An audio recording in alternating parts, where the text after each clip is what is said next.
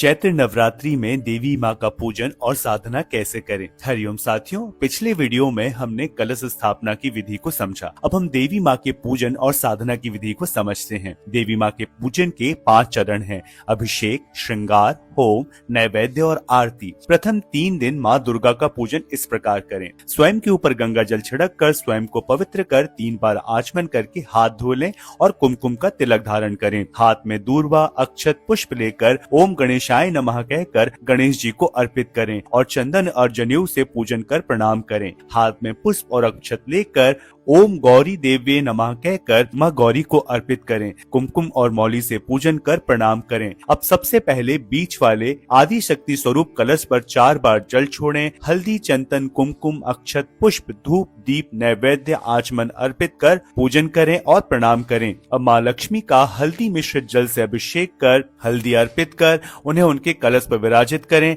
और उन्हें पीला वस्त्र अर्पित करें। अब माँ सरस्वती का चंदन मिश्रित जल से अभिषेक कर चंदन अर्पित कर उन्हें उनके कलश पर विराजित करें और सफेद वस्त्र अर्पित करें। अब प्रथम 3 दिन की प्रधान माँ दुर्गा का अभिषेक शुद्ध जल, दूध, दही, घी, मधु, शर्करा, कपूर मिश्रित जल, केशर मिश्रित जल, कुमकुम मिश्रित जल, गंगा जल और अंत में शुद्ध जल, इस प्रकार 9 पवित्र द्रव्यों से माँ का अभिषेक कर उन्हें कुमकुम अर्पित करें और उन्हें उनके कलश पर विराजित करें और लाल वस्त्र अर्पित करें। माँ लक्ष्मी को पीले पुष्प, माँ सरस्वती को सफेद और माँ दुर्गा को लाल पुष्प अर्पित करें। अब देवी माँ को 16 श्रृंगार अर्पित करें। अब हवन कुंड में जलते हुए गाय के गोबर के कंडे पर घी और कपूर डालकर अग्निदेव का ध्यान करते हुए अग्नि प्रज्वलित करें। अब घी से 9 आहुतियां इस दुर्गा गायत्री मंत्र से दें। ओम गिरजाये विद्महे शिवप्रियाय धीमहि तन्नो दुर्गा प्रचोदयात स्वाहा। अंत में 5 आहुतियां नैवेद्य से देकर आचमन अर्पित करें। अब देवी माँ को 5 ऋतु फलों का नैवेद्य अर्पित कर आचमन अर्पित करें। अब देवी माँ की कपूर से आरती उतारें और अपनी श्रद्धा अनुसार कम से कम 108 या 1008 बार ओम दुम दुर्गाय नमः मंत्र का जप करें और अंत में माँ दुर्गा के स्वरूप पर जितना हो सके एकाग्र होकर ध्यान करें और अंत में माँ दुर्गा के कलश पर 3 बार जल छोड़कर साधना का समापन करें। सूर्यास्त के समय माँ दुर्गा की आरती अवश्य करें।